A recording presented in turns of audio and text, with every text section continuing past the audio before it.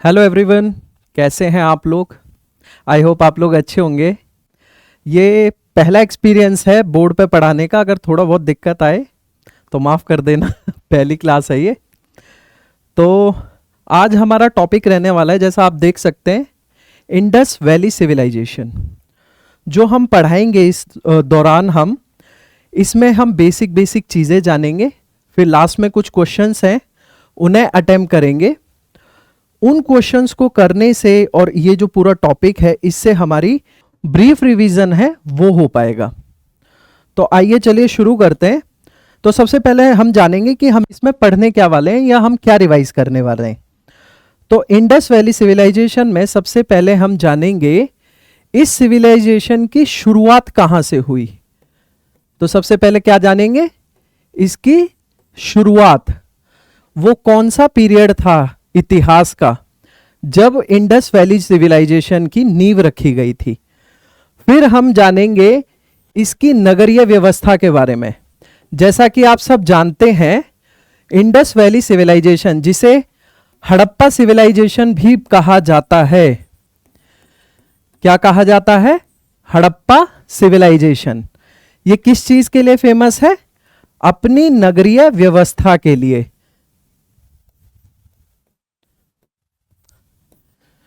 जिसे इंग्लिश में कहा जाता है टाउन प्लानिंग के लिए फेमस है।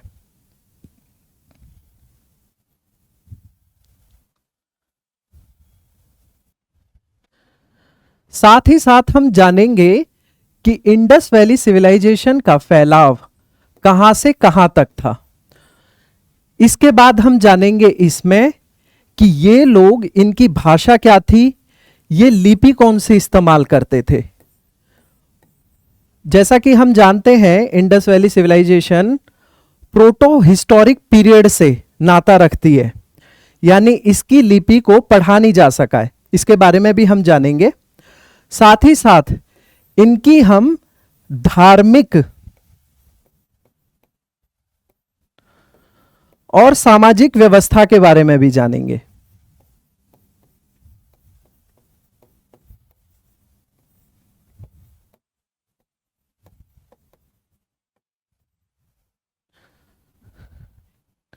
तो ये सब चीजें हैं या ये सब बातें हैं जो आज हम आज की क्लास में करेंगे।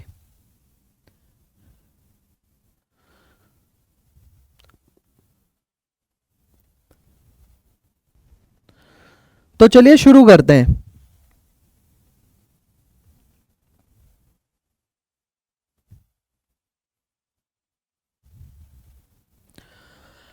जैसा कि आप सब जानते हैं, जो हिस्टोरिकल एजेस हैं, या हम हिंदी में कहते हैं ऐतिहासिक काल, उसको 3 भागों में डिवाइड किया हुआ है उनके वर्ष के आधार पर।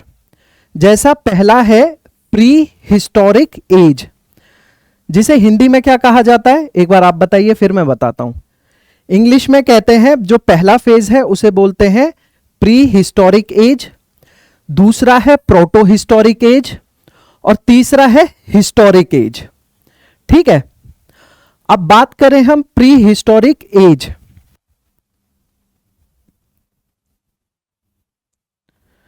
जिन पीरियड है 5 लाख बीसी से लेकर 2500 बीसी तक, ये 3 भागों में विभाजित है, जिसमें सबसे पहला जो है वो है पैलियोलिथिक एज, जिसे हिंदी में कहा जाता है पुरापाषाण युग। क्या कहा जाता है, पुरापाषाण युग। फिर पुरापाषाण युग के बाद शुरू होता है मीजोलिथिक पीरियड का। और ये जो पीरियड है प्री हिस्टोरिक पीरियड, अगर मैं वैसे इनके डिफरेंसेस की बात करूं, पहले मैं मीजोलिथिक बता देता हूं, फिर इनके डिफरेंसेस भी बता दूंगा। जो मीजोलिथिक पीरियड है ये टूल्स के आधार पर है। अब जो है टूल्स डेवलप होने शुरू हो गए थे। इसके बाद शुरू हुआ नियोलिथिक पीरियड, जिसे हिंदी में कहा जाता है नवपाषाण युग। मीजोलिथिक पीरियड को कहा जाता है मध्यपाषाण युग हिंदी में, और पुरापाषाण युग कहा जाता है पैलियोलिथिक को।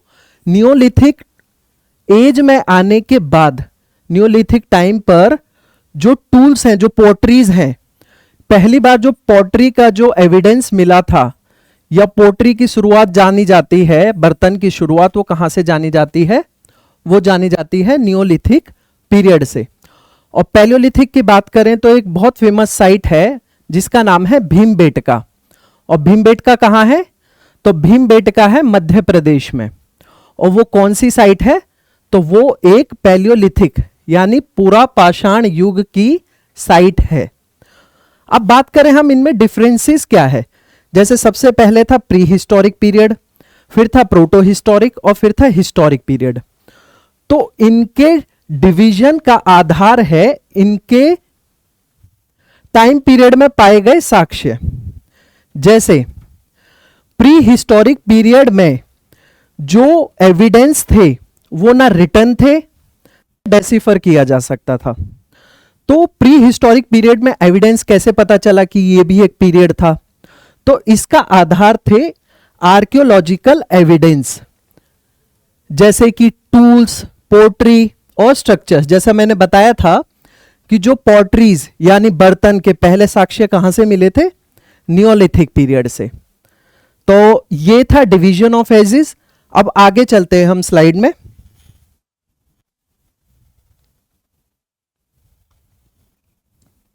इंडस वैली सिविलाइजेशन, जिसे ब्रॉन्ज एज और हड़प्पा सिविलाइजेशन भी कहा जाता है, ये मैंने आपको पहले भी बताया था। इसे हड़प्पा सिविलाइजेशन क्यों कहा जाता है? इसे मोहनजोदाड़ो सिविलाइजेशन क्यों नहीं कहा जाता? तो इसके पीछे का रीजन है 1921 में यानी 1921 में जो पहली साइट खोजी गई थी वो कौन सी थी? वो थी हड़प्पा। इसी वजह से इस सभ्यता का नाम एक हड़प्पा सभ्यता भी पड़ा। और इसे ब्रॉन्ज एज क्यों कहा जाता है? तो इसे ब्रॉन्ज एज इसलिए कहा जाता है क्योंकि जैसा मैंने आपको बताया था, जो टूल्स जो हैं वो विकसित होना शुरू हो गए थे।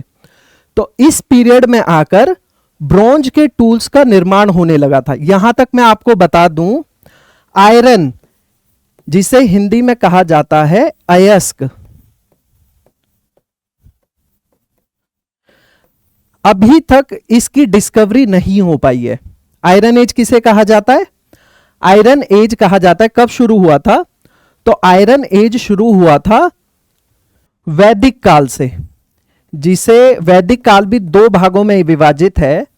इसके बारे में हम बाद में पढ़ेंगे, जिसमें पहला है अर्ली वैदिक और फिर आता है लेटर वैदिक। ये जो टाइम पीरियड है ये 1500 बीसी से लेकर 600 बीसी तक चला था, ये वैदिक पीरियड। तो इसमें ये जो लेटर वैदिक काल है, इसके दौरान ही अयस्क यानी आयरन, इसकी खोज हुई थी। लेकिन इससे पहले कौन सा मेटल था? तो इससे पहले था ब्रॉन्ज मेटल। तो इस दौरान हमने क्या जाना? इस दौरान हमने जाना कि इसे हड़प्पा सभ्यता इसलिए कहा जाता है क्योंकि इसकी खोज सबसे पहले जो साइट खोजी गई थी वो थी हड़प्पा। और ये किसके द्वारा खोजी गई थी? ये आप मुझे कमेंट बॉक्स में बताना, इसका आंसर मैं बाद में करूंगा। तो चलते हैं नेक्स्ट स्लाइड पर। तो यहां पर अब हम बात करते हैं ये सभ्यता कहां से कहां तक फैली हुई थी। तो यहां आप एक फिगर देख रहे हैं, ये ऊपर की तरफ मांडा है, नीचे दैमाबाद है, इधर आलमगीरपुर है और इधर सूत का जेंडोर है। तो अगर मैं फैलाव की बात करूं, यहां पर आप फिगर देख सकते हैं, ये एक मैप है। तो मैप के थ्रू ही मैं आपको बताता हूं कि इसका फैलाव कहां से कहां तक था। तो यहां आपको दिख रहा हो, मुझे लगता है शायद आपको दिख रहा होगा यहां पर,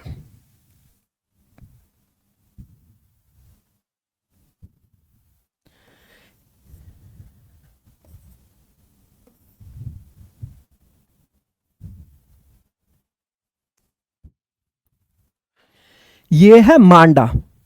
और ये जो मांडा था ये था नॉर्थ में यानी उत्तर की तरफ। उत्तर की तरफ आईवीसी यानी इंडस वैली सिविलाइजेशन का फैलाव मांडा तक था, जो है आज के काल में ये कौन सी जगह है, तो ये है जम्मू और कश्मीर। कहां पर है ये, जम्मू और कश्मीर में। उत्तर में कहां तक फैला था ये, जम्मू और कश्मीर तक। और नीचे साउथ, साउथ में ये कहां पर फैला हुआ था, तो ये साउथ में दैमाबाद, कहां, दैमाबाद तक फैला हुआ था। और ये दैमाबाद आज कहां पर है, तो आज जो महाराष्ट्र वाला रीजन है वो कहां पर पड़ती थी, वो साइट कहां थी, दैमाबाद, महाराष्ट्र वाले रीजन में। साउथ में कहां तक, दैमाबाद तक। और इसका फैलाव वेस्ट में, किस साइड, वेस्ट में कहां तक था, तो ये बलूचिस्तान वाले रीजन में। और बलूचिस्तान में कौन सा था, सूत का जेंडौर। कहां तक फैला हुआ था ये, सूत का जेंडौर तक। और ईस्ट में कहां तक फैला हुआ था, तो ईस्ट में फैला हुआ था उत्तर प्रदेश। उत्तर प्रदेश के कहां तक, आलमगीरपुर। कहां तक, आलमगीरपुर। तो दोबारा से यहां पर रिवाइज कराता हूं मैं, एक सिंपल फिगर बनाया था मैंने। नॉर्थ में कहां तक फैला हुआ था, नॉर्थ में फैला हुआ था मांडा तक। साउथ में कहां तक, दैमाबाद। और वेस्ट में कहां तक, सूत का जेंडौर।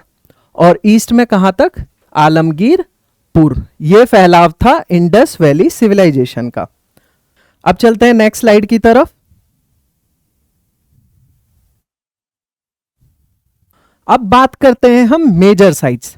इंडस वैली सिविलाइजेशन की मेजर साइट कौन कौन सी थी, तो यहां पर एक लिस्ट दे रखी है। यहां पर मैंने जो साइट है उसके नाम दिए हुए हैं और मॉडर्न लोकेशन, यानी आज के समय में ये जितनी भी साइट हैं कहां पर हैं उनका जिक्र यहां पर दिया हुआ है। कुछ इंपॉर्टेंट मैं आपको बता देता हूं, वैसे ये सारी इंपॉर्टेंट हैं जो मैंने लगाई हुई हैं, जिसमें सबसे पहली है हड़प्पा, जिसको 1921 में खोजा गया था। ये दिख रहा है क्या, 1921 सही से दिख रहा है, ओके। तो हड़प्पा को कब खोजा गया था, 1921 में। किसके द्वारा खोजा गया था, दयाराम साहनी जी द्वारा। किसके द्वारा खोजा गया था, दयाराम साहनी जी द्वारा। इसको जरा चेंज कर लेते हैं, हम रेड कर लेते हैं। दूसरी लोकेशन कौन सी है, तो दूसरी लोकेशन है मोहनजोदारो। ये खोजी गई थी 1922 में। कब खोजी गई थी, 1922 में। और किसके द्वारा, ये डीआर को उल्टा कर दो, आरडी, रखलदास बनर्जी द्वारा। किसके द्वारा खोजी गई थी, रखलदास बनर्जी जी द्वारा। और ये दोनों ही लोकेशन कहां पर हैं, तो ये दोनों ही लोकेशन आज के समय में है पाकिस्तान में। पाकिस्तान के कहां, मोहनजोदारो है सिंध में और हड़प्पा आपकी पड़ती है पंजाब में। अब यहां पर और कुछ साइट हैं जिनके बारे में हम पढ़ेंगे, लेकिन मैं इन दोनों से एक क्वेश्चन आपसे पूछना चाहता हूं। इनमें से कौन सी साइट है जिसे माउंट्स ऑफ द डेड यानी मृतकों का टीला कहा जाता है। आप सबके लिए ये क्वेश्चन है, आप इसका आंसर कमेंट बॉक्स में जरूर करना। बाकी बढ़ते हैं नेक्स्ट साइट पर। अगली साइट है धोलावीरा। ये साइट कहां पर है, तो ये साइट है इंडिया गुजरात में। कहां पर है, भारत के गुजरात में। अब धोलावीरा से जुड़ी बातें क्या क्या हैं, तो धोलावीरा से जुड़े सबसे इंपॉर्टेंट बात यह है कि जो नगरीय व्यवस्था है इंडस वैली सिविलाइजेशन में, वो दो भागों में विभाजित थी। उसके बारे में मैं थोड़ा सा बता दूं हल्का हल्का, बाकी आगे बताता हूं। चलो मैं बता देता हूं, इस पे यहां पर मैं बता देता हूं, समझने की कोशिश करना, ठीक है। जो नगरीय व्यवस्था थी इंडस वैली सिविलाइजेशन की, वो दो भागों में विभाजित थी। एक थे ऊपरी नगर और दूसरी व्यवस्था थी कहां, निचली नगर। कौन सा नगर, निचला नगर या निचली नगर व्यवस्था। ये जो ऊपरी नगरीय व्यवस्था थी, यहां पर पाए जाते थे सिटेडल, जिन्हें हिंदी में कहा जाता है दुर्ग। और निचली नगर व्यवस्था में सिटेडल नहीं पाए जाते थे। तो ज्यादातर जो व्यवस्था थी नगरीय व्यवस्था, वो कैसी थी, ऐसी थी। लेकिन ये थोड़ा ऊंचे प्लेटफॉर्म पर होती थी, मैंने इसीलिए ऐसा ही बनाया है कि ये जो ऊपरी नगर व्यवस्था है ये रेज्ड प्लेटफॉर्म पर होती थी, इसलिए इसे क्या कहा गया है, ऊपरी नगर व्यवस्था। मेजर जो बिल्डिंग्स हैं या जो मेजर इमारतें हैं, जैसे ग्रेट ग्रेनरी हो गई या ग्रेट बाथ हो गया, वो कहाँ पाया जाता है? वो ऊपरी नगरीय व्यवस्था पर ही पाया जाता है। तो लेकिन धोलावीरा में क्या था? धोलावीरा में ये जो नगर व्यवस्था थी वो 2 भागों में विभाजित नहीं थी, वो 3 भागों में विभाजित थी। ऊपरी नगर व्यवस्था, निचली नगर व्यवस्था के साथ साथ एक मध्य नगर व्यवस्था भी थी धोलावीरा में। और इसके पास या धोलावीरा में कहें तो इसमें वेल ड्रेनेज सिस्टम था। अब बात करते हैं हम अगली साइट की, कालीबंगन। कालीबंगन साइट ये कहां पर है? ये भारत के राजस्थान में। और लोथल जो कि एक डॉकयार्ड है, ये भी कहां पर है? ये भी भारत में। लोथल क्या है? डॉकयार्ड। और ये कहां है? ये भी गुजरात में। लोथल से ही राइस यानी चावल, इसके साक्ष्य कहां से मिलते हैं? तो मिलते हैं लोथल से। अगली साइट है राखीगढ़ी। अच्छा, राखीगढ़ी बहुत इंपॉर्टेंट है। इंडिया की जो, भारत की जो सबसे बड़ी साइट है वो कौन सी है? राखीगढ़ी। और ये कहां पर है? हरियाणा में। और राखीगढ़ी के साथ साथ एक साइट और है जिसका नाम मैं बता देता हूं आपको, भिराना। अब मुझे ये बताना, ये भिराना से रिलेटेड कौन सा इंपॉर्टेंट तथ्य है, वो मैं जानना चाहता हूं कि भिराना से रिलेटेड क्या है और ये साइट कहां पर है। ये भी आप मुझे कहां बताना, कमेंट बॉक्स में इसका आंसर करना। अब बात करते हैं नेक्स्ट साइट चन्हूदारो की। तो ये चन्हूदारो साइट कहां पर है? तो ये भी पाकिस्तान के सिंध में है। अब इससे रिलेटेड चीजें क्या हैं? ये जो साइट थी, ये जो सिटी है, इसे कहा जाता है क्राफ्ट सिटी। यानी जो बीड्स मेकिंग हो गई या साथ ही साथ जितना भी कारीगरी का काम होता था वो कहां पर हुआ करता था? वो हुआ करता था चन्हूदारो में। अब एक और इंपॉर्टेंट फैक्ट है इस साइट से रिलेटेड, जिससे जुड़ा हुआ क्वेश्चन आता है, अक्सर पूछा गया एग्जाम में। वो कौन सी साइट है जहां पर सिटेडल यानी दुर्ग नहीं पाए जाते हैं, सिर्फ निचली नगरीय व्यवस्था है? तो वो कौन सी साइट है? तो वो है चन्हूदारो। कौन सी साइट है वो? तो वो है चन्हूदारो। अब बात करते हैं हम लखनजोदारो और कोटडीजी। ये दोनों कहां पर हैं? ये दोनों भी पाकिस्तान में हैं। और सूरकोतदा, जहां पर घोड़े के यानी हॉर्स के, घोड़े के साक्ष्य कहां से मिले हैं? तो वो मिले हैं सूरकोतदा से। और सूत का जेंडोर, ये कहां पर है? ये है पाकिस्तान। वैसे ये पाकिस्तान में नहीं, कहां पर है ये? बलूचिस्तान में। इसे हम पाकिस्तान नहीं कहेंगे, बलूचिस्तान अलग है, ठीक है। वैसे कंट्रोवर्शियल चीज है, अगर मैं बोलूंगा तो कंट्रोवर्सी हो जाएगी, पर वैसे हम पढ़ते हैं इसे, कहां पढ़ते हैं? तो सूत का जेंडोर कहां पर है? तो वो है बलूचिस्तान में। तो बढ़ते हैं नेक्स्ट स्लाइड पर।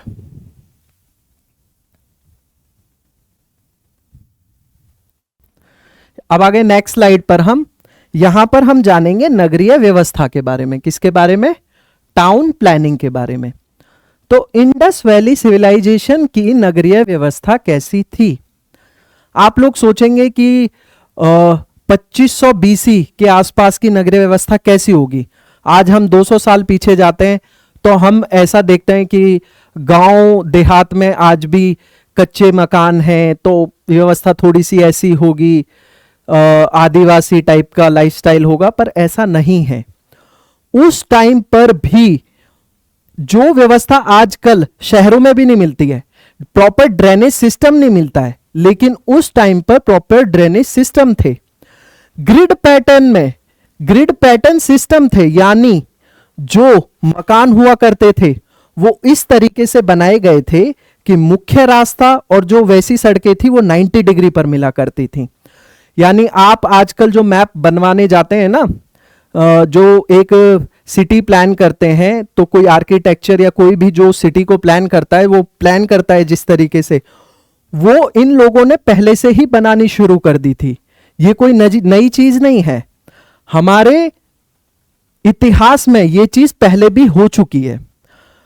ग्रिड पैटर्न सिस्टम था, साथ ही साथ advance drainage and sanitation system था, यानी उन्नत जल निकासी, यानी गबरबंद बने होते थे, वो जो एक मैन होल टाइप होता था, वहां पर पानी इकट्ठा हुआ करता था, नालियां हुआ करती थी।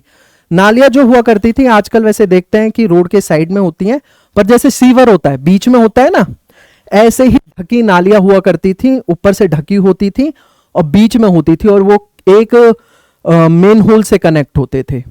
इस तरीके का वेल स्टेब्लिश्ड ड्रेनेज सिस्टम था। साथ ही साथ जो मकान बने हुआ करते थे वो किससे बने होते थे? पकी हुई ईंटों से, बेक्ड ब्रिक।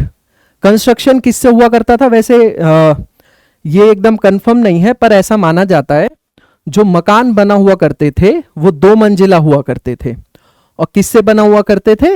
बेक्ड ईंट, यानी पकी हुई ईंटों से। ऐसा नहीं है कि कच्चे मकान हुआ करते थे, ठीक है।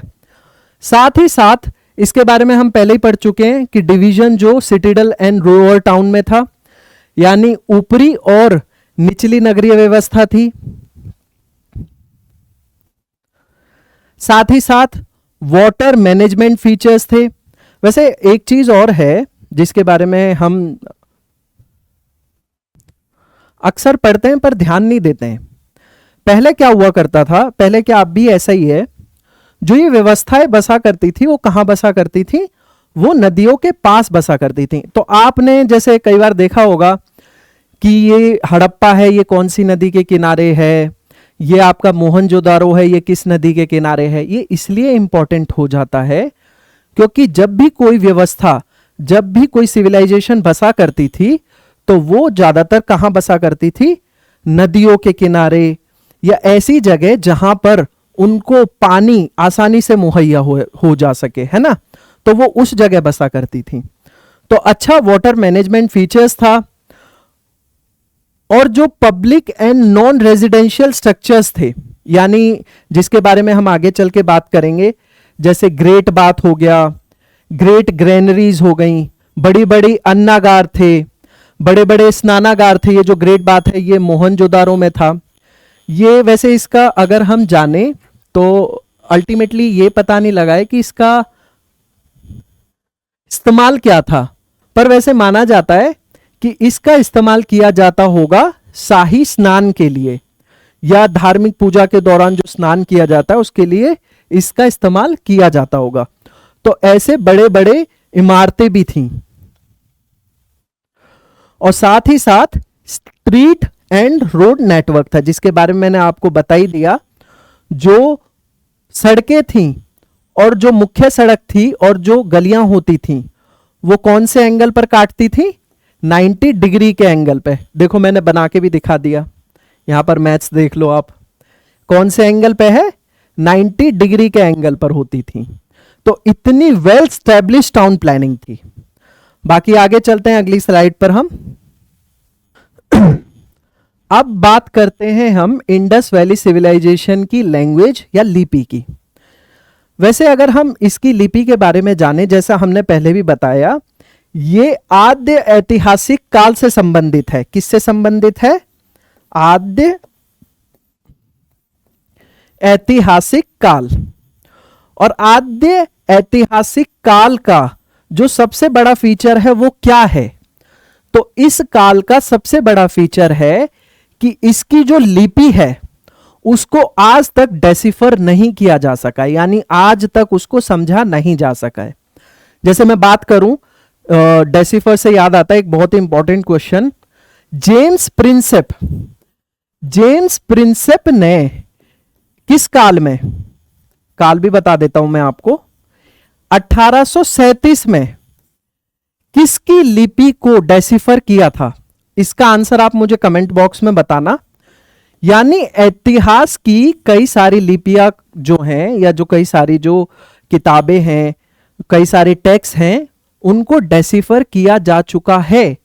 लेकिन इस काल के दौरान जो ये इंडस वैली सिविलाइजेशन है, इसमें ये जितने भी सिंबल्स हैं इनको आज भी डेसिफर नहीं किया जा सका है। साथ ही साथ यहां आप देख सकते हो ये इंडस वैली सिविलाइजेशन के टाइम की सील्स हैं। ये इन सील का इस्तेमाल किस लिए होता था? वैसे देखो इतनी बेहतर टाउन प्लानिंग है, इसके आसपास और भी नगरीय व्यवस्थाएं थी। जैसे आपने सुना होगा मेसोपोटामिया। तो मेसोपोटामिया जो सिविलाइजेशन है उसकी सील भी यहां पर पाई गई है। कहां पर पाई गई है? मोहनजोदारो में पाई गई है। यानी ये उसके समकालीन थी। ये लोग आपस में व्यापार भी किया करते होंगे, यानी इनको पता था कि कैसे व्यापार किया जाता है, मतलब कैसे व्यवहार बनाया जाता है। अच्छी व्यवस्था थी।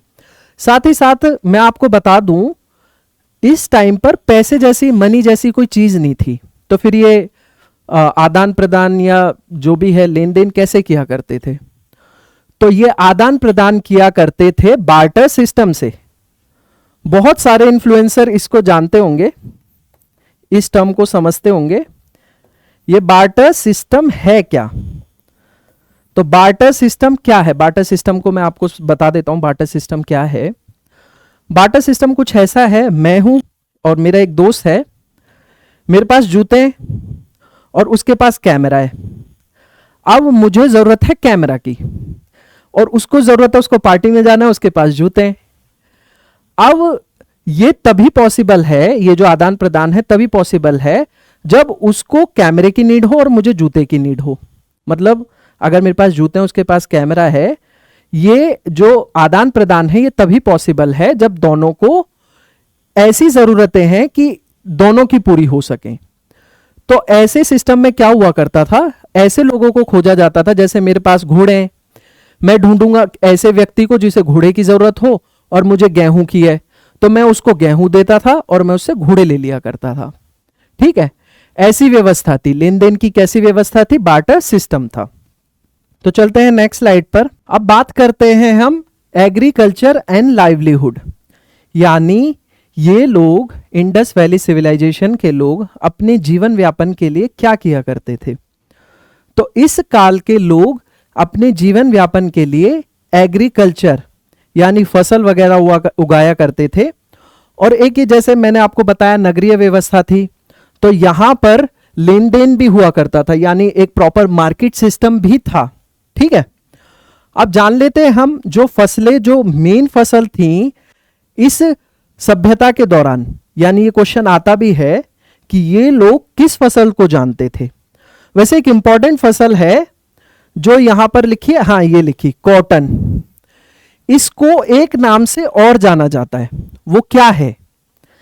इसको मेसोपोटामिया या इंडस वैली सिविलाइजेशन तो डेसिफर नहीं हुई है, पर मेसोपोटामिया की जो सभ्यता की जो लिपि है उसके अनुसार इसको, कॉटन को क्या कहा जाता था?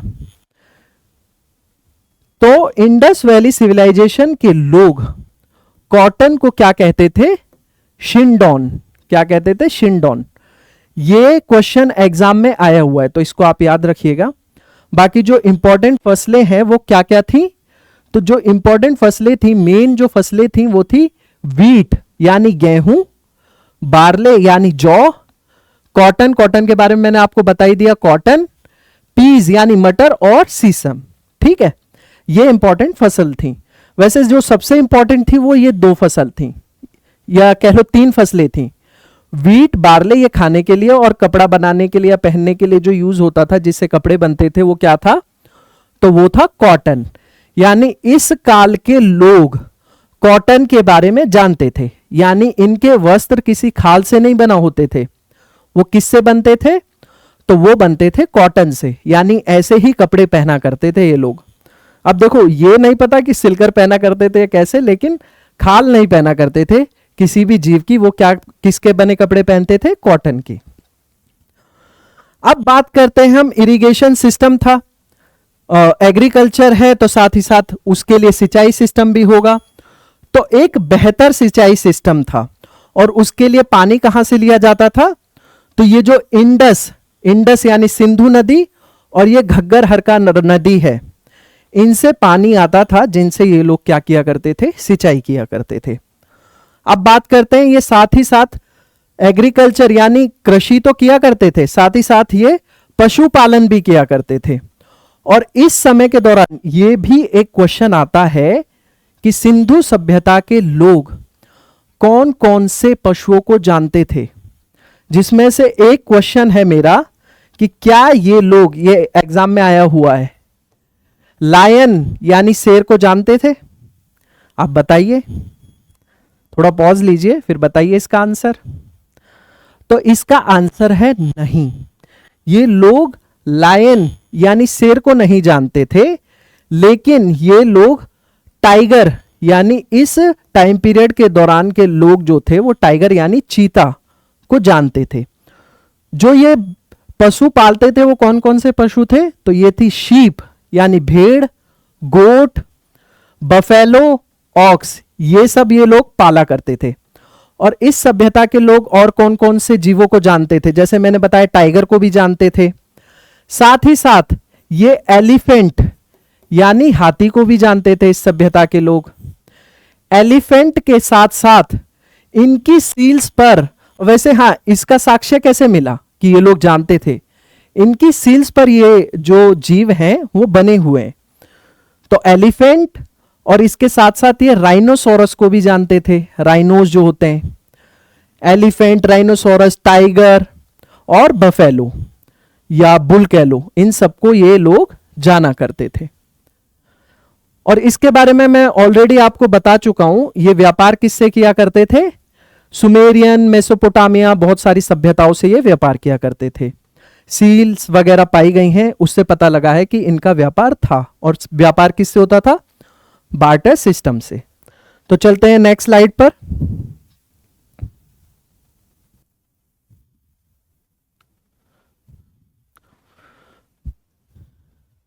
बात करें शिल्प कला यानी क्राफ्ट की, ये बहुत ही आर्टिशन टाइप के लोग थे, मतलब कि बहुत ही शानदार कलाकार थे ये मोतियों की माला यानी ये आभूषण भी बनाया करते थे पहनने के लिए, जो बीड्स हैं उससे आभूषण बनाया करते थे।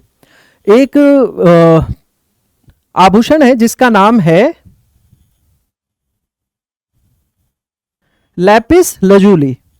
अब मुझे ये बताइएगा, लैपिस लजूली ये एक पत्थर है, इसका आंसर आप मुझे कमेंट बॉक्स में करना, ये कहां पाया जाता है?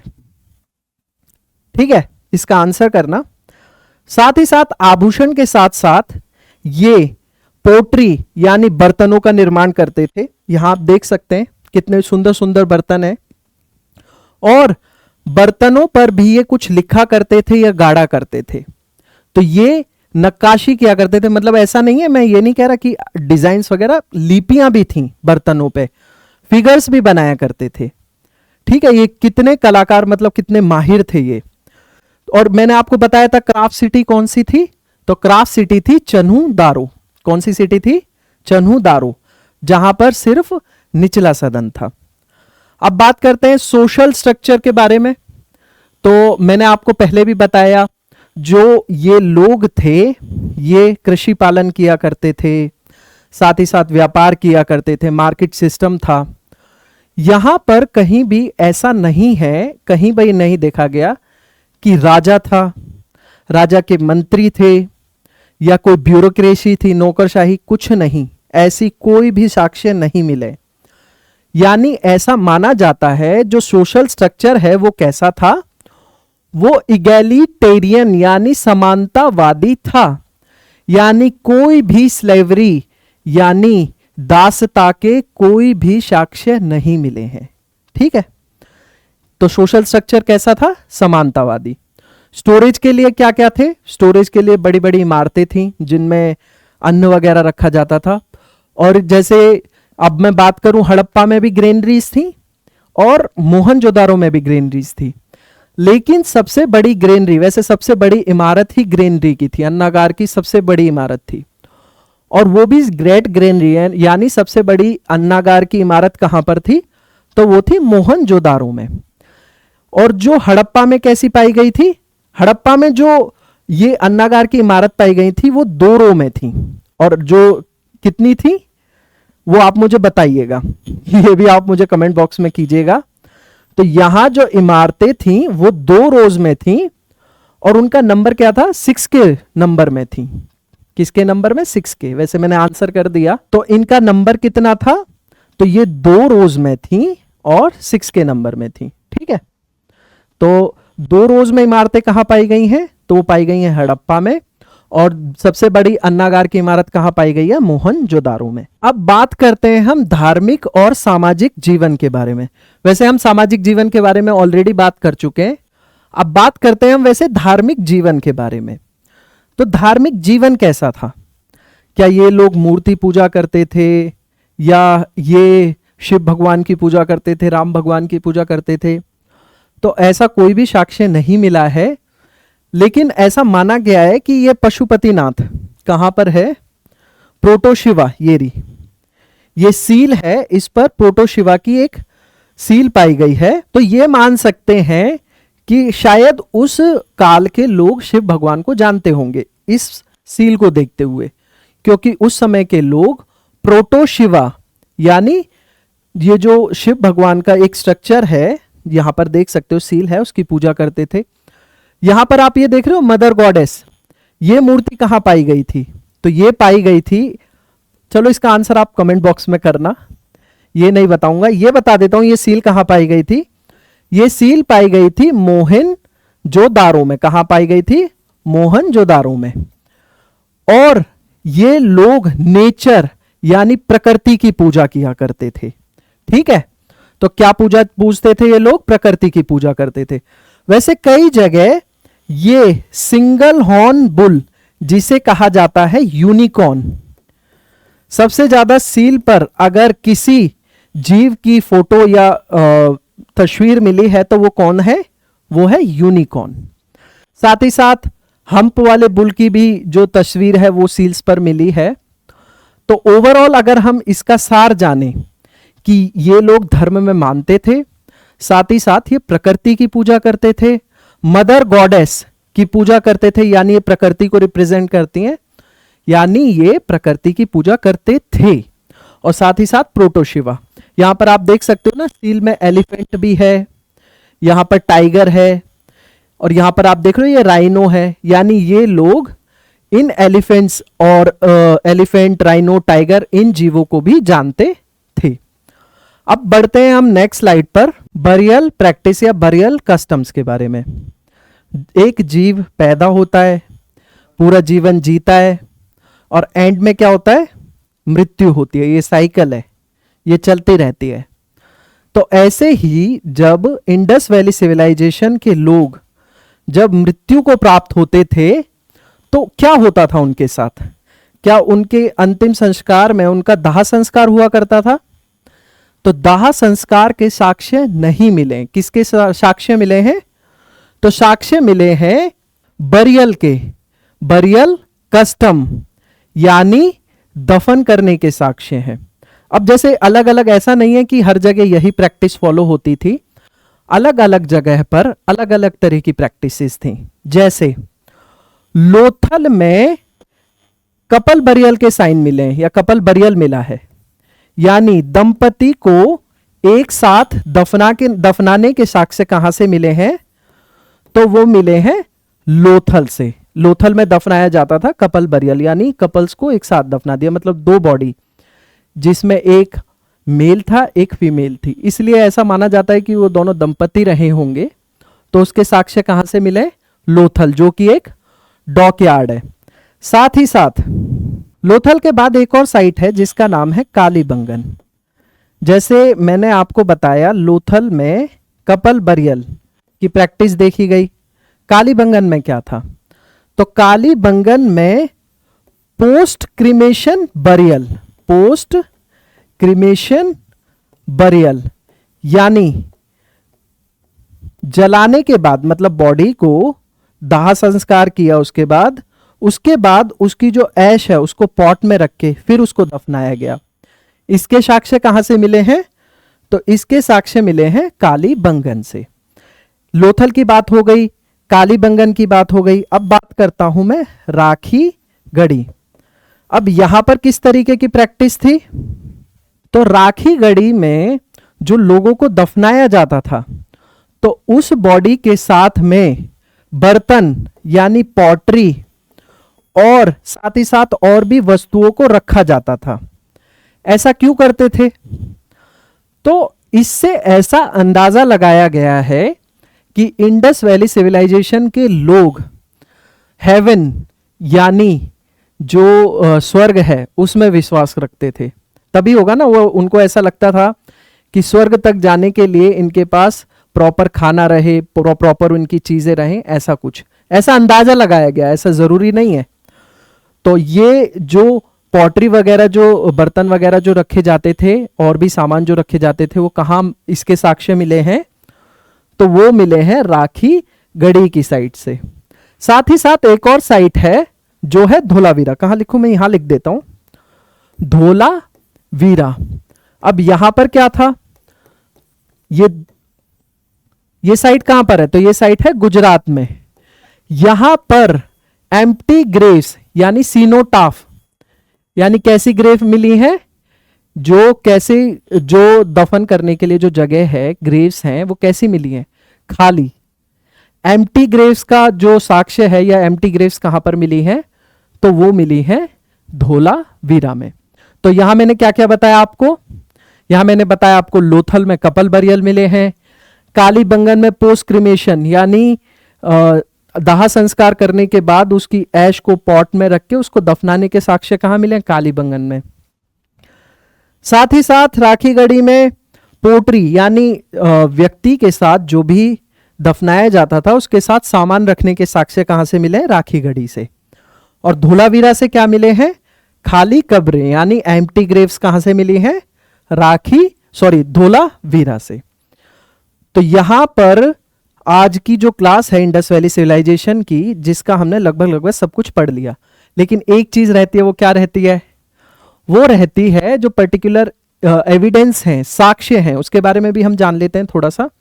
पूरी व्यवस्था के बारे में हम जान चुके हैं, अब जान लेते हैं कुछ चीजें हैं, जैसे ब्रॉन्ज की मूर्ति कहां से मिली, प्रीस्ट बियर्डेड जो मैन था उसकी जो मूर्ति है वो कहां से मिली, स्टेटाइट की। तो इन सब के बारे में जानते हैं। तो ये कुछ साइट थी जहां से, जिनकी वजह से हमको पता लगा कि वहां की व्यवस्था कैसी थी, पॉटरी के बारे में मालूम हुआ। तो ये हमें पर्टिकुलर साइट पर पर्टिकुलर, ये देख रहे हैं ना, सील्स, मूर्ति वगैरह मिली है, उससे हम ये, इससे रिलेटेड एक क्वेश्चन आता भी है, इससे हमें बहुत सारी इंफॉर्मेशन मिली। अब ये कुछ साइट है, जैसे हड़प्पा से क्या मिला? तो हड़प्पा से मिला था massive granaries, massive granaries, massive granaries. और मैंने आपको बताया था 2 रोज में 6-6 की रो, टोटल 12 हॉल थे। तो ये कहां मिली थी? हड़प्पा में। साथ ही साथ ये जो मदर गॉडेस की मूर्ति है वो भी कहां से मिली थी? यहां पर देख रहे हो ना, मदर गॉडेस फिगराइन, ये कहां पर मिली है? तो ये भी हड़प्पा में मिली है। इसके साथ साथ ये जो वन हॉर्न, ये यूनिकॉर्न जो है, वो भी कहां से मिला है? तो वो भी हड़प्पा से मिला है। अब बात कर लेते हैं मोहनजोदारो। मोहनजोदारो जिसे माउंट्स ऑफ डेड भी कहा जाता है, यहां से क्या क्या मिला है? तो यहां से मिला है ग्रेट बाथ। ये कैसे शेप में था? ये था रेक्टेंगुलर। ये एग्जाम में आया हुआ है कि जो ग्रेट बाथ है उसकी शेप क्या थी? तो उसकी शेप थी रेक्टेंगुलर। तो ग्रेट बाथ यहां से मिला है। ग्रेट ग्रेनरी यानी अन्नागार, सबसे बड़ा अन्नागार, सबसे बड़ी इमारत कहां से मिली है? मोहनजोदारो से।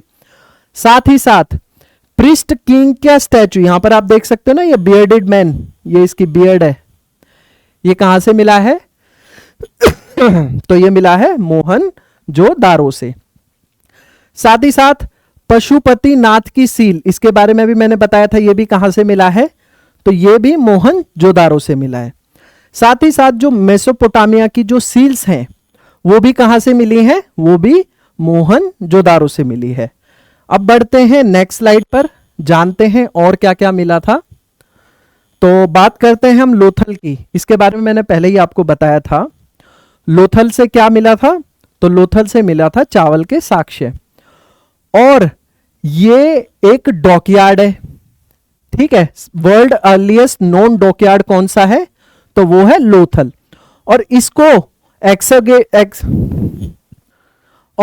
एक्सकवेट यानी इसकी खुदाई किसने करवाई थी? तो वो थे SR राव, ठीक है। और यहां से क्या क्या मिला है? तो फायर ऑल्टर, जो प्लेटफॉर्म्स होते हैं जिसमें एक अग्निकुंड है, उसके साक्ष्य कहां से मिले हैं? लोथल से मिले हैं। साथ ही साथ डबल बरियल के साक्ष्य यहां से मिले हैं। राइस हस्क एविडेंस, जो राइस होता है, हस्क क्या होता है? वो जो फली होती है ना जिसमें चावल के दाने निकलते हैं, उसे राइस हस्क बोलते हैं। उसके भी साक्ष्य कहां से मिले हैं? वो भी लोथल से मिले हैं। अब बात करें हम धोलावीरा, तो धोलावीरा में वेल स्टैब्लिश्ड ड्रेनेज सिस्टम था। और यहां की नगरीय व्यवस्था कैसी थी? यहां पर उचला सदन मतलब ऊपरी सदन भी था, ऊपरी नगर भी था, निचला नगर भी था, साथ ही साथ एक मध्य नगर भी था। यानी जो व्यवस्था थी वो 3 भागों में विभाजित थी। अब बढ़ते हैं नेक्स्ट साइट पर।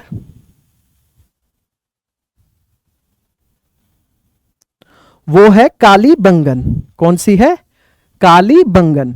और ये कालीबंगन कहां पर है? राजस्थान में। बंगन, बेंगल, तो चूड़ी वगैरह के साक्ष्य जो ब्लैक बेंगल्स हैं वो कहां से मिले? काली, काली मतलब ब्लैक, ब्लैक बेंगल्स के साइन कहां से मिले? तो वो मिले हैं कालीबंगन से। साथ ही साथ प्लग्ड फील्ड यानी जुता हुआ खेत, उसके भी साक्ष्य कहां से मिले हैं? वो भी मिले हैं कालीबंगन से। अब बात कर लेते हैं हम राखी गढ़ी की। राखी गढ़ी ये कहां पर है? ये हरियाणा में, हिसार डिस्ट्रिक्ट में। और ये largest IVC site in India है। मैंने शुरुआत में एक क्वेश्चन पूछा था कि राखी गढ़ी से रिलेटेड क्या है, एक भिराना से रिलेटेड क्या है, उसका आंसर वैसे आप मुझे कमेंट बॉक्स में करना। बाकी राखी गढ़ी की बात करें, ये largest IVC site, Indus valley civilisation site है राखी गढ़ी, इंडिया के अंदर, भारत के अंदर। ठीक है, अब बढ़ते हैं नेक्स्ट स्लाइड की ओर।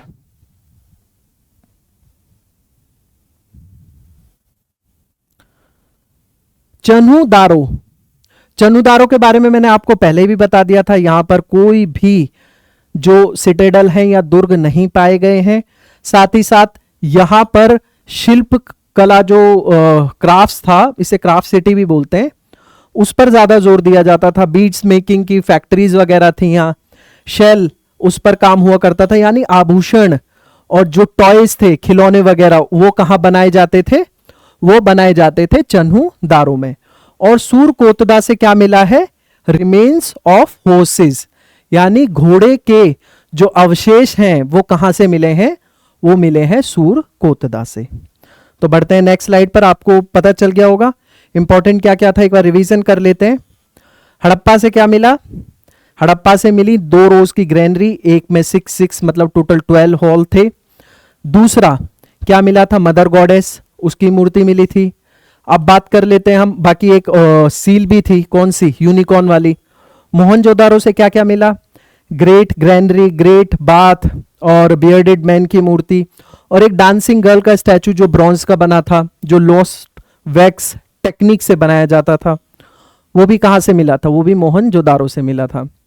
हमने जाना चन्हुदारो, कालीबंगन और सूरकोतदा के बारे में भी। तो बढ़ते हैं हम नेक्स्ट स्लाइड में। लगभग सारी चीजें खत्म हो चुकी हैं। ओवरऑल मैंने आपको रिवीजन करा दिया है। जितने भी क्वेश्चन थे, इस पूरी जो रिवीजन सीरीज है, ये जो पूरा मैंने आपको फैक्ट्स बताए हैं, इसमें आपका लगभग सभी चीजें रिवाइज हो गई होंगी।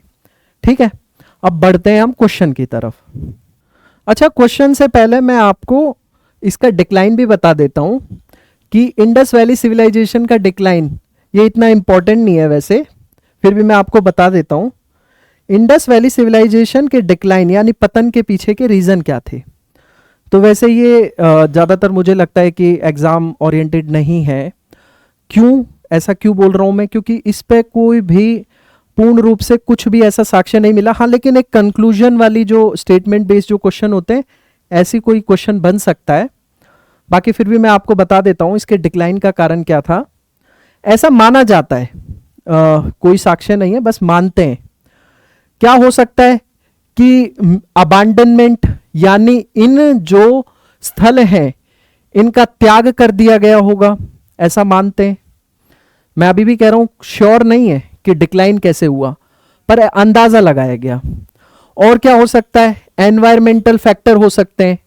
एनवायरमेंटल फैक्टर यानी देखो, रिवर के पास की व्यवस्था थी, बाढ़ आ सकती है या पानी खत्म हो गया हो, यानी रिवर सूख गई हो, क्लाइमेट चेंज यानी जलवायु में परिवर्तन हुआ हो, या फिर सूखा पड़ा हो, या फिर बाढ़ आई हो, बहुत सारे ऐसे एनवायरमेंटल यानी डिजास्टर्स फैक्टर हो सकते हैं। जैसे मैं यहाँ पर देख सकते हैं आप नेचुरल डिजास्टर्स यानी अर्थक्वेक और सोयल सैलिनाइजेशन, इसके बारे में आप मुझे बताना, सोयल सैलिनाइजेशन क्या होता है, कमेंट बॉक्स में बताना, ठीक है। तो ये भी रीजन हो सकते हैं। फ्लड यानी बाढ़ आ सकती है। तो ये रीजंस हैं कि ऐसा हो सकता है जिसकी वजह से इंडस वैली सिविलाइजेशन का पतन हुआ हो, पर एकदम श्योर नहीं है, ये सिर्फ परिकल्पनाएं, कल्पनाएं हैं ये, ठीक है। अब हम क्वेश्चन पे बढ़ते हैं। तो पहला क्वेश्चन है ये, मैं एक बार आगे बढ़ा देता हूं जल्दी जल्दी, आप क्वेश्चन देखना, पहले खुद अटेम्प्ट करना, फिर हम अटेम्प्ट करेंगे।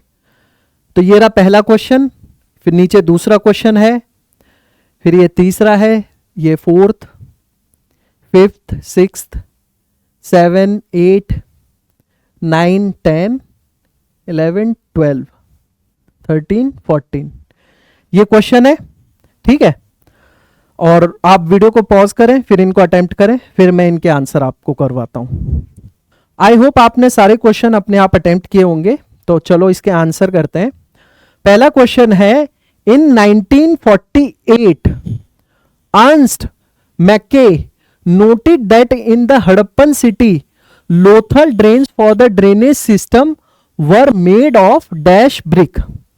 यानी इनके अर्नेस्ट मेके, इनके अनुसार या इनके हिसाब से 1948 में यह कहा गया या पाया गया कि हड़प्पा शहर और लोथल में जल निकासी व्यवस्था के लिए नालियां डैश ईंटों से बनी थी। कैसी ईंटों से बनी थी?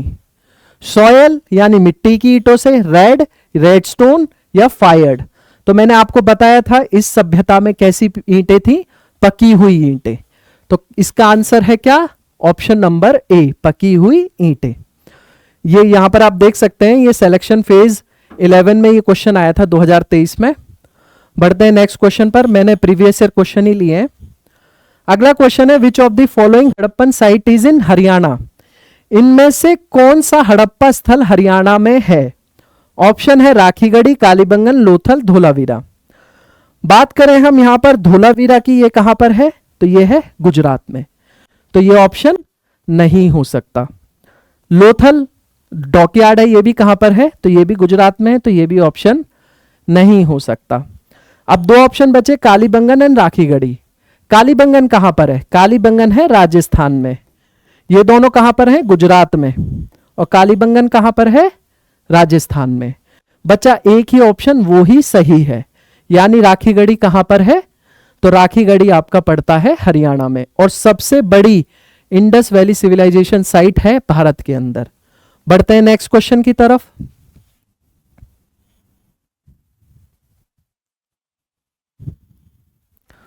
अगला क्वेश्चन है क्वेश्चन नंबर 3।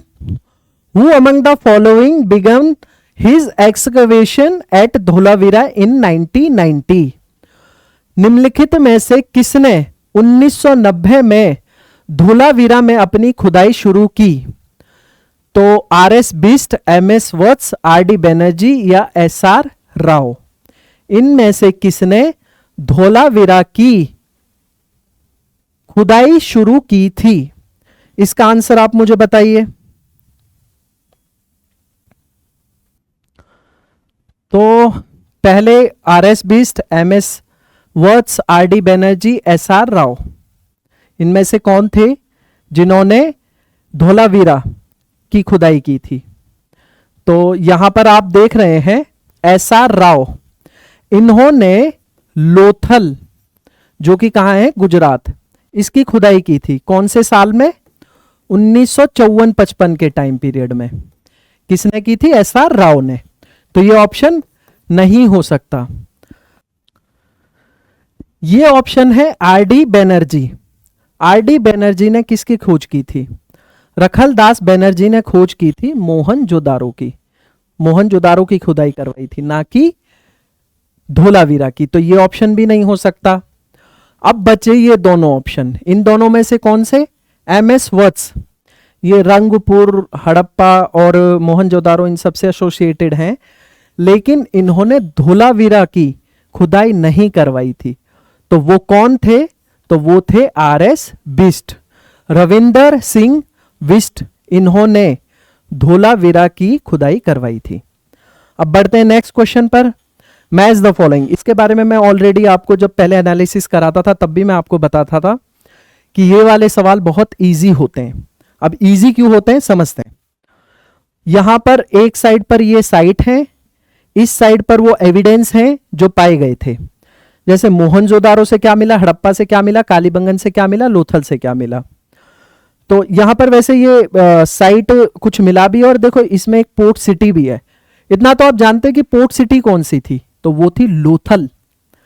मतलब डी कनेक्ट होगा 2 से। अब D2 कहां है, यहां है, नहीं है, यहां है, नहीं है, नहीं है, एक ही ऑप्शन। करना नहीं है और कुछ देखना ही नहीं है। एक चीज पता है हमको, हमको इसका आंसर मिल गया। ऐसा होता है मैक्सिमम टाइम, आपको इस तरीके से आंसर मिल जाएगा। आपको ऑप्शन एलिमिनेशन करना आना चाहिए। बाकी देख लेना, मोहनजोदड़ो से क्या मिला था, प्रीस्ट का स्टैचू मिला था। हड़प्पा से क्या मिला था, सॉरी प्रीस्ट का स्टैचू, यहां पर कुछ गलत है, ये ऑप्शन गलत है। यहां पर आप डाल सकते हो, वैसे इसका आंसर A4 कनेक्ट होगा। ग्रेट बात, ये सही है। B1 यह स्टैचू ऑफ प्रीस्ट ये हड़प्पा से नहीं मिला था, ये मिला था आपके, कहां से मिला था, ये मोहनजोदारो से ही मिला था। तो यहां पर आप डाल लो मदर गॉडेस, मदर गॉडेस का स्टैचू कहां से मिला था। तो ये ऑप्शन एक बार चेंज कर लीजिएगा, ये प्रीवियस ईयर क्वेश्चन है, हो सकता है एक एरर हो गया हो। तो B1 और C कालीबंगन क्या, प्लग्ड मार्क यानी जुते हुए खेत का साक्ष्य कहां से मिला था, कालीबंगन से। तो इसका आंसर है ऑप्शन नंबर A।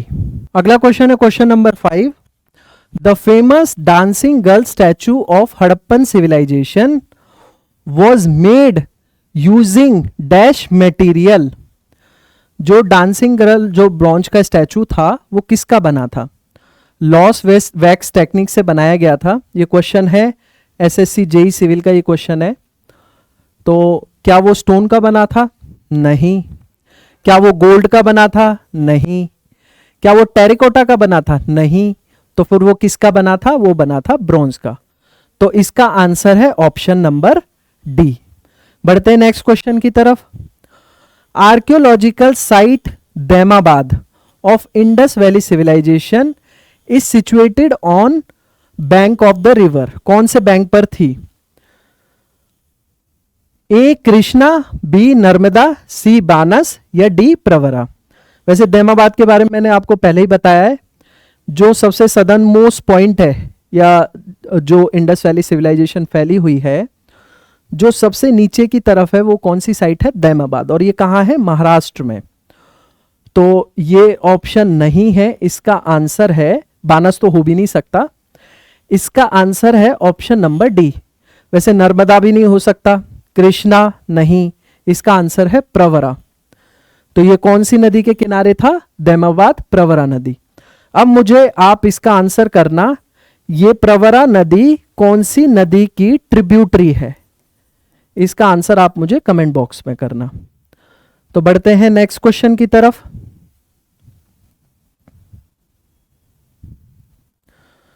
अगला क्वेश्चन है question number 7। In which among the following Harappan site terracotta of plug was found. निम्नलिखित में से किस हड़प्पा स्थल पर हल की टेरिकोटा कलाकृतियां पाई गई थीं। तो A Dholavira, B Banawali, C Harappa या D लोथल। तो ये पाई गई थी कहां पर, बनवाली में। कहां पाई गई थी, बनवाली में। बढ़ते हैं अगले क्वेश्चन की तरफ।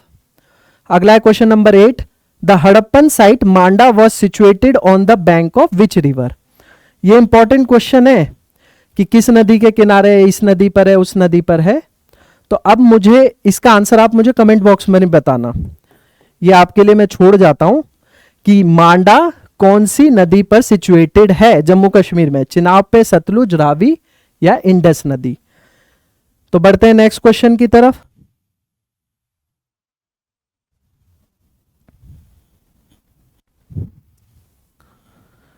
अगला क्वेश्चन है question number 9। Which is the biggest building at Mohenjodaro. Mohenjodaro की सबसे बड़ी इमारत कौन सी थी? तो वो थी, सबसे बड़ी इमारत थी ग्रेट ग्रेनरी। तो इसका आंसर है विशाल अन्न भंडार। बढ़ते हैं नेक्स्ट क्वेश्चन की तरफ। In which state the archaeological site of Surkotada situated? Surkotada पुरातात्विक स्थल किस राज्य में स्थित है? हरियाणा में है, गुजरात में है, कर्नाटका में है या राजस्थान में? राजस्थान में है कालीबंगन, हरियाणा में राखीगढ़ी। इसके बारे में हमने सुना नहीं कि सूरकोतदा यहाँ है, तो सूरकोतदा ना कर्नाटक में है, वो है गुजरात में। कहां पर है? गुजरात में। और यहां से किसके साक्ष्य मिले हैं? तो घोड़े के अवशेष कहां से मिले हैं? तो वो मिले हैं सूरकोतदा से। बढ़ते हैं नेक्स्ट क्वेश्चन की तरफ। अगला क्वेश्चन है question number 11। At which of the following site was the first astronomical observatory of Harappan civilisation found? Harappa सभ्यता की सबसे पहली खगोलीय वेधशाला निम्नलिखित में से किस स्थान पर पाई गई थी? ए धोलावीरा में, बी गोलाडोरोम, ये गुजरात में है, कालीबंगन में या लोथल में? तो इसका आंसर है option number A Dholavira Gujarat. ये तीनों नहीं है। कहां पाई गई थी? तो ये जो शाला है, ये खगोलीय वेधशाला, ये कहां पर पाई गई थी? धोलावीरा गुजरात में। अगला क्वेश्चन है question number 12। Which of the following site of Indus valley civilisation is not on the bank of river Indus? यहां पर यह नहीं पूछा कि इंडस रिवर नदी पर कौन सी सभ्यता थी, यहां पूछा है कि इंडस नदी पर कौन सी सभ्यता नहीं थी। तो यहां पर ऑप्शन है कोटदीजी, मोहनजोदारो, रोपड़ या चन्हूदारो। तो इसका आंसर है ऑप्शन नंबर सी रोपड़। कोटदीजी, मोहनजोदारो और चन्हूदारो ये तीनों इंडस वैली यानी इंडस नदी पर थी। वैली कह रहा हूं, इंडस नदी यानी सिंधु नदी के किनारे की ये व्यवस्थाएं। लेकिन रोपड़ कौन से वाले रीजन में पड़ता है? बताइए, इसका आंसर कीजिए। हरियाणा या पंजाब? तो यह पंजाब में। और कौन सी नदी के किनारे ये व्यवस्था थी या सभ्यता थी? इसका आंसर आप मुझे कमेंट में करेंगे। तो बढ़ते हैं, वैसे इसका आंसर ऑप्शन नंबर सी रोपड़। बढ़ते हैं नेक्स्ट क्वेश्चन की तरफ। अब 2 क्वेश्चन ही बचे। अगला क्वेश्चन है question number 13। From which of the following Harappan site the evidences of plugged field has been found? बहुत इजी क्वेश्चन है। जुते हुए खेत के साक्ष्य कहां से मिले? तो सीधे हम जाएंगे, ये रहा कालीबंगन, सी, ऑप्शन नंबर सी। कहां से मिले हैं? कालीबंगन से। ये लास्ट क्वेश्चन है, यहां पर क्लास खत्म होगी। The following was the harbour in the Harappan site? बहुत ही इजी क्वेश्चन है। हड़प्पा स्थल में निम्नलिखित बंदरगाह था?